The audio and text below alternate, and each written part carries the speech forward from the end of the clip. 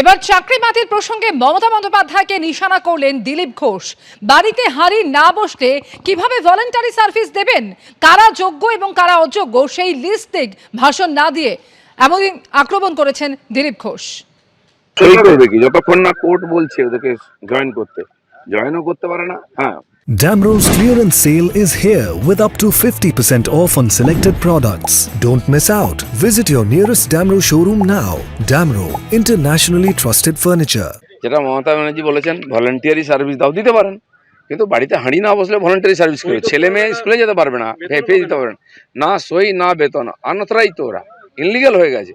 যেন মমতা ব্যানার্জি এখানে ভাষণ না দিয়ে লোককে বোকা না বানিয়ে কোর্টে গিয়ে বলুন 18,000-এর লিস্ট নিয়ে বলুন যে এরা বৈধ, এদেরকে চাকরিতে ফিরিয়ে আনা হোক। উনি বলুন, তাহলে সম্ভাবনা আছে। আর এটাই সম্ভাবনা, একটাই রাস্তা, সে রাস্তায় হাঁটা উচিত, আবার কোর্টে গিয়ে শুনানি করা উচিত, কারণ কোর্টও এই টিচারদের কথা শোনেনি। সুপ্রিম কোর্টের নির্দেশে চাকরি হারিয়েছেন শিক্ষক শিক্ষাকর্মীদের একটা অংশ, যার ফলে জেলায় জেলায় ভেঙে পড়েছে শিক্ষা ব্যবস্থা। কোথাও সিভিক শিক্ষক নিয়োগ করা হয়েছে, আবার কোথাও পরীক্ষার হলে গার্ড দিচ্ছে উঁচু ক্লাসের পড়ুয়ারা। সিভিক টিচার হিসাবে হয়তো আমাদের মাইনে দিতে পারেন। এই ভলান্টিয়ার শব্দটির সঙ্গে আমরা কোনো শিক্ষক শিক্ষিকাই রাজি নই। সোমবার নেতাজি ইন্ডোরে মুখ্যমন্ত্রীর বৈঠকের পর ক্ষুব্ধ চাকরিহারাদের মুখে উঠে এসেছিল সিভিক প্রসঙ্গ। একদিন পরই মুর্শিদাবাদের স্কুলে দেখা গেল কার্যত শিক্ষকদের সিভিক মডেল। এটা মুর্শিদাবাদের ধুলিয়ান বালিকা বিদ্যালয়। স্কুলে ছাত্রীর সংখ্যা প্রায় 5,500, শিক্ষিকা ছিলেন 27 জন। তার মধ্যে সুপ্রিম কোর্টের রায়ে 18 জনেরই চাকরি গেছে। রাতারাতি শিক্ষকের ঘাটতি সামাল দিতে স্কুলের 6 জন প্রাক্তনীকে শিক্ষিকা হিসাবে নিয়োগ করা হয়েছে। ঠিক হয়েছে, সপ্তাহে 6 দিন ক্লাস নিলে মাস গেলে মিলবে 6,000 টাকা। আমি 4 তারিখ জমা দিয়েছিলাম, তার সন্ধ্যার সময় আমাকে জানানো হয় 5 তারিখ থেকে আমি জয়েন করেছি। আমি স্কুল চালাতে সত্যিই হিমশিম খাচ্ছি এবং আমার স্কুল যাকে বলে ভেঙে পড়ছে। টিচাররা 100 জনে একজন গার্ড দিত, আর এই 18 জন টিচার চলে যাওয়াতে এবার 200 জনেও একজন হচ্ছে না। ঝাড়গ্রামের সাকরাইলের বহরাদাঁড়ি জুনিয়র হাই স্কুল, পড়ুয়া সংখ্যা 40। একজনই শিক্ষক ছিলেন, তার চাকরি গেছে। স্কুলে এসে হাল ধরতে হয়েছে অবসরপ্রাপ্ত শিক্ষককে। 2020-তে মার্চ মাসে রিটায়ার করে ডিআইকে এসআইকে বলে ওখানে যে অ্যারেঞ্জমেন্ট করে পুরোপুরি আমাকে আসতে বাধ্য করেছে। এটা মুর্শিদাবাদেরই লালগোলা মহেশ নারায়ণ একাডেমি। সেখানে 42 জন শিক্ষকের মধ্যে 11 জন চাকরি হারিয়েছেন। পড়ুয়ার সংখ্যা 4,000-এর কাছাকাছি।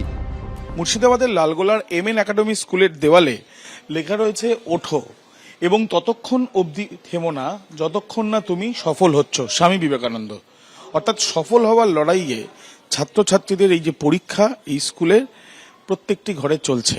শিক্ষক যেহেতু নেই, তাই প্রধান শিক্ষককেই পরীক্ষার গার্ড দিতে হচ্ছে।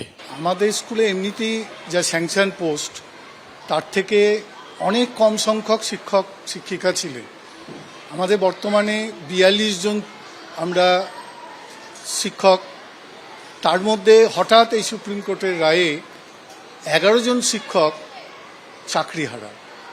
আমরা কি করে এই পরিস্থিতি সামাল দেব বুঝতে পারছি না। নদিয়ার রানাঘাটের রথতলা কলোনি হাই স্কুল, প্রধান শিক্ষকই স্কুলের তালা খুলছেন, তিনিই আবার স্কুলের ঘন্টা বাজাচ্ছেন। শুধু তাই নয়, গ্রুপ ডি স্টাফের ভূমিকাও পালন করছেন, কারণ এই স্কুলে একমাত্র করণিক ও 4র্থ শ্রেণীর কর্মীর চাকরি গেছে। আমার নাভিশ্বাস হয়ে উঠছে, আমি আর নিতে পারছি না। খাতাগুলো ঘরে ঘরে ডিস্ট্রিবিউশন করতে হচ্ছে। এমনিতেই আমাদের হাই সেকেন্ডারি স্কুল স্টাফ সংখ্যা, আমাদের টিচার সংখ্যা মাত্র 10 জন। কিভাবে কি করব, খুব অসহায় বোধ করছি।